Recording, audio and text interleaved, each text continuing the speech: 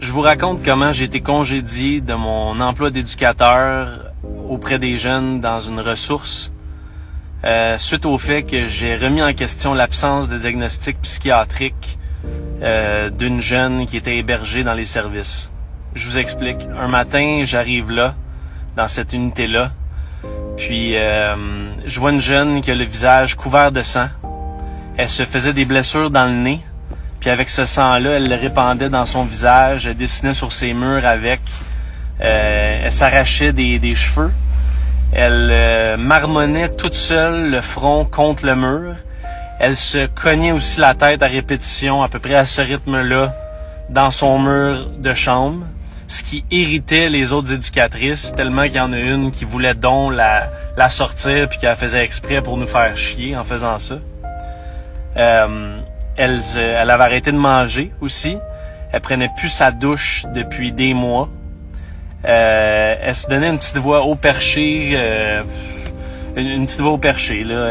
Elle marchait sur la pointe des pieds comme un lutin pour comme ne pas faire de bruit. Elle se faisait vomir aussi. Toutes sortes de symptômes bizarroïde, là, puis là, tu te dis, écoute, nécessairement, elle a été évaluée. Fait que là, tu regardes dans le dossier, tu vois qu'elle a été évaluée.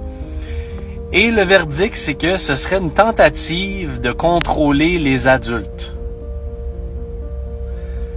Fait que là, moi, je m'interroge là-dessus. Je contacte la chef de l'unité pour laquelle je travaillais, puis je lui dis que je suis inquiet. Puis je me fais répondre presque en riant que « Ah non, elle a été évaluée, il n'y a pas de stress. Non, elle cherche juste à manipuler les adultes. » Fait que là, je dis « Écoutez, madame, là, dans notre ressource, là, des jeunes qui essayent de manipuler les adultes, il y en a quand même quelques-uns, puis ils se rendent pas à des comportements comme ça, là. » Donc c'est ça, moi, cette journée-là, j'ai vu la mère, j'ai eu l'occasion de parler à la mère, elle me dit qu'elle ne reconnaissait pas sa fille. Depuis plusieurs mois, elle a complètement changé, que c'était une petite fille propre avant, puis comme je vous ai dit, elle ne prend plus sa douche. Donc c'est ça, la mère me dit ça, elle a un peu le moton dans la gorge quand elle me parle de ça. Fait que là, je me dis, OK, là, je pense que j'ai assez d'éléments pour vouloir, tu sais, adresser une plainte, dans le fond, pour forcer la main au médecin pour la réévaluer, parce qu'écoutez, les infirmières de l'endroit où je travaillais étaient d'accord avec moi sur le fait qu'il y ait nécessairement anguille sous roche là-dedans, là, que ça se pouvait pas que cette jeune-là n'ait pas de diagnostic ou qu'elle ait pas été investiguée plus que ça, à tout le moins. Donc là, c'est ça, je contacte la chef, elle me prend pas tellement au sérieux. Elle dit « Ah ben, regarde, on va séduler une rencontre là, plus tard dans la semaine, là, puis on en parlera. » Donc là, c'est ça. Elle me convoque, je la rencontre avec une autre dame qui est présente sur les lieux, qui est responsable du personnel occasionnel comme moi à ce moment-là. Et là, elles me disent qu'elles sont ouvertes à entendre mes inquiétudes par rapport à cette jeune-là et tout ça. Donc je leur explique très poliment comment je me sens là-dedans, à la scène d'horreur à laquelle j'ai assisté, que j'avais l'intention probablement d'adresser une plainte pas à eux directement, mais au médecin qui l'a évalué à l'externe. C'était probablement, en tout cas, c'était supposément en psychiatrie, pour essayer de leur forcer la main et de la réévaluer ou avoir à tout le moins une deuxième opinion psychiatrique. Et là, donc je leur dis ça, et là je leur dis que je suis inquiet, qu'il y aurait peut-être une maladie mentale derrière ça, puis ça serait à investiguer.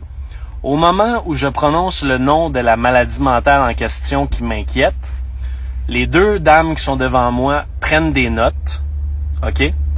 Et là, elles me disent après, écoute, je pense que tu as besoin d'un recul de la situation, on va t'envoyer une semaine à la maison, tranquille, avec solde, tu sais, pour que tu puisses réfléchir à tout ça.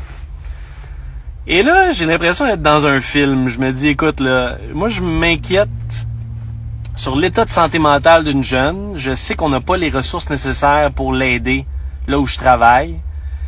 Et je me fais répondre que c'est moi qui ai besoin d'aller réfléchir. Et devinez quoi, une semaine plus tard, j'ai été congédié de l'endroit.